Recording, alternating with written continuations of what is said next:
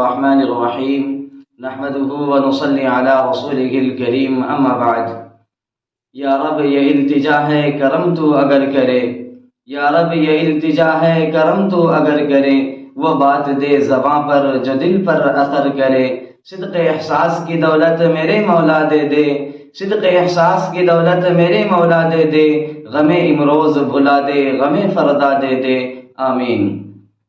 محترم ناظرین و سامعین، اللہ تعالیٰ کے فضل و کرم سے ہم سب رمضان کے بابرکت مہینے میں داخل ہو چکے ہیں، اور اس بات سے ہم سب کو بخوبی واقف ہونا چاہیے کہ جہاں رمضان المبارک روحانیت اور تقرب الی اللہ کا مہینہ ہے، وہاں پر قبولیت دعا کا بھی مہینہ ہے۔ میرے دوستو، رمضان المبارک کا مہینہ اللہ تعالیٰ کی عطا و بخشش کا مہینہ ہے۔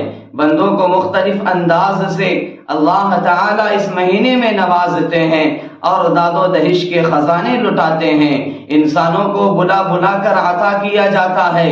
اللہ کا فرشتہ ہر شب صدا لگاتا ہے کہ اے خیر کے طلبگاروں آگے بڑھو اور اللہ سے خیر کو حاصل کر لو، اور برائی کے چاہنے والوں جاؤ پیچھے ہٹ جاؤ اور باز آ جاؤ۔ اس مہینے میں بخشش کے فیصلے ہوتے ہیں، زندگیوں میں انقلاب آتا ہے، رزق میں برکتیں دی جاتی ہے، جہنم سے آزادی کے مژدے سنائے جاتے ہیں اور جنت میں داخلے کے اعلانات ہوتے ہیں۔ غرض کے رمضان المبارک کا مہینہ اللہ تعالیٰ سے بہت کچھ حاصل کرنے اور پانے کا مہینہ ہے۔ بندہ جس قدر اللہ سے مانگے گا، اللہ تبارک و تعالی اسی قدر اس کا دامن مرادوں سے بھر دے گا۔ میرے عزیز بھائیوں اور بہنوں، رمضان المبارک کے اس مہینے میں اپنی حاجتوں کو اللہ سے پوری کروانے کے لیے دستے دعا کو پھیلا کر در خدا کو کھٹکھٹانا پڑے گا اور خوب دعاؤں کا اہتمام کرنا ہوگا۔ بلا شبہ رمضان المبارک قبولیت دعا کا مہینہ ہے۔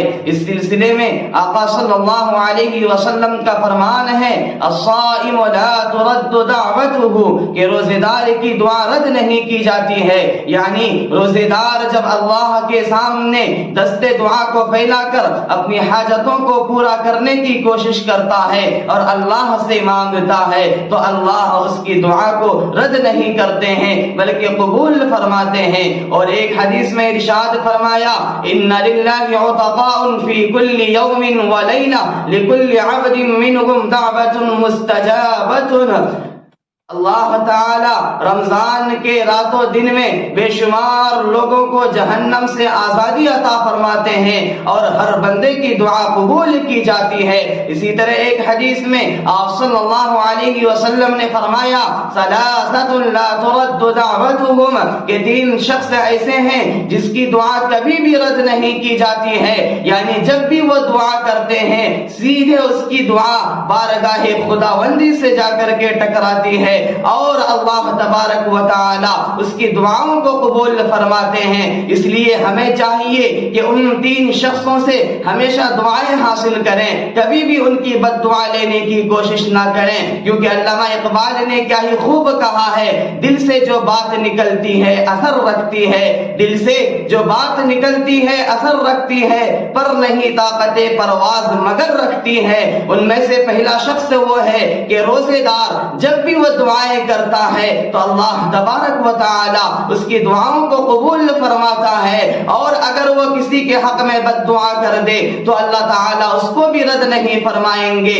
اس لیے ہمیں چاہیے کہ ان کی آہ سے بچیں۔ اسی طریقے سے عادل حکمران ہے کہ اس کی بھی دعا قبول کی جاتی ہے اور مظلوم شخص کی بھی دعا قبول کی جاتی ہے۔ اللہ تعالی سے دعا ہے کہ اللہ تعالی ہم سبوں کو ان کی دعائیں لینے کی توفیق عطا فرمائے۔ میرے دوستو، اللہ تعالیٰ کا فرمان ہے، وَإِذَا سَأَلَكَ عِبَادِي عَنِّي فَإِنِّي قَرِيبٌ أُجِيبُ دَعْوَةَ الدَّاعِ إِذَا دَعَانِ فَلْيَسْتَجِيبُوا لِي وَلْيُؤْمِنُوا بِي لَعَلَّهُمْ يَرْشُدُونَ۔ یہ سورہ بقرہ کی آیت نمبر 186 ہے۔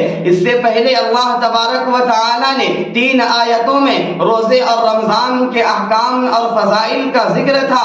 اس کے بعد اس آیت میں فرمایا، میں اپنے بندوں سے قریب ہوں، جب بھی وہ دعائیں مانگتا ہے میں قبول کرتا ہوں۔ میرے دوستو، سوچنے کا مقام ہے کہ اللہ نے پہلے روزے اور رمضان کے احکام بیان کیے، اس کے بعد پھر اللہ تبارک و تعالی نے روزے کے احکام بیان کیے، اور بیچ میں اللہ تبارک و تعالی نے اس آیت کو لا کر کے اس بات کو بتلایا ہے کہ رمضان کا مہینہ دعاؤں کی قبولیت کا مہینہ ہے۔ میرے بھائیوں اور عزت دار بہنوں، ماہ رمضان اپنی تمام تر رحمتوں، برکتوں، نعمتوں اور مغفرت کے وعدے کے ساتھ ایک بار پھر ہمارے سروں پر سایہ فگن ہے۔ مومن بندے اس مہینے کے ایک ایک لمحے کو قیمتی بنانے کی کوشش کرتے ہیں، اس لیے ہم سب کو چاہیے کہ اس مہینے کے ہر ایک لمحے کو مفید سے مفید تر بنانے کی کوشش کرے، اور دیگر عبادتوں کے ساتھ اس مہینے کی خاص عبادت میں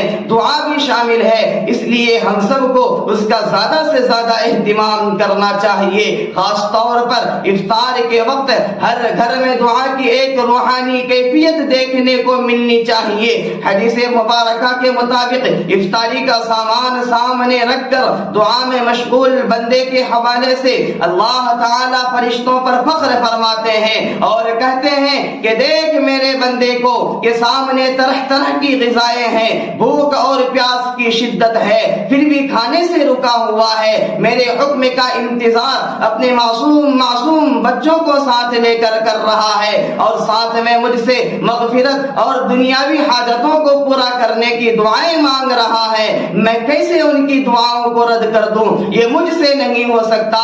جا ان کو خوشخبری سنا دے اور خوشحال زندگی کے ساتھ ساتھ آخرت کی کامیابی ان کے لیے اپنے رجسٹر میں لکھ لے۔ میرے عزیز بھائیوں، رمضان المبارک میں کچھ ایسے اوقات ہیں جس میں دعا قبول کی جاتی ہے، ان میں سے سحری کے وقت، افطار کے وقت، تلاوت قرآن کے بعد آخری عشرے کی طاق راتوں میں دعائیں خاص طور پر قبول ہوتی ہیں۔ اس لیے رمضان المبارک میں خوب دعاؤں کا اہتمام کریں، اپنے لیے، اپنے اعزاء اور مرحومین کے لیے، پوری امت مسلمہ کے لیے خدائے قدیر کے سامنے دست سوال پھیلائیں اور دعا کے آداب کی پوری رعایت کرتے ہوئے اللہ سے مانگے۔ میرے پیارو، بہت ہی افسوس کے ساتھ کہنا پڑ رہا ہے کہ عام طور پر افطار کا وقت لوگ افطار کی تیاری اور انواع و اقسام کی غذائی اشیاء جمع کرنے میں صرف یعنی برباد کر دیتے ہیں، اور بیچاری خواتین کا تو پورا وقت محض پکوان میں چلا جاتا ہے۔ یہ روزے کے روح کی خلاف ہے، اس لیے ہم سب کو چاہیے کہ افطار سے 20 یا 25 منٹ قبل ہی تمام تیاریوں کو مکمل کر کے فارغ ہو جائیں، اور اگر کھانے پینے میں کچھ اونچ نیچ ہو جائے، اور اگر کھانے پینے میں کچھ اونچ نیچ ہو جائے تو خدا کے لیے اس کو برداشت کر لیں، عورتوں پر دباؤ نہ ڈالیں، اور اللہ کے سامنے دست سوال دراز کر کے مانگے۔ انشاءاللہ اللہ تبارک و تعالی ہم سب کے دامن طلب کو مرادوں سے بھر دے گا۔ اللہ تعالی سے دعا ہے کہ اللہ تعالی ہم سب کو اس کی توفیق عطا کرے، آمین یا رب العالمین۔ وآخر دعوانا الحمد للہ رب العالمین، والسلام علیکم ورحمۃ اللہ وبرکاتہ۔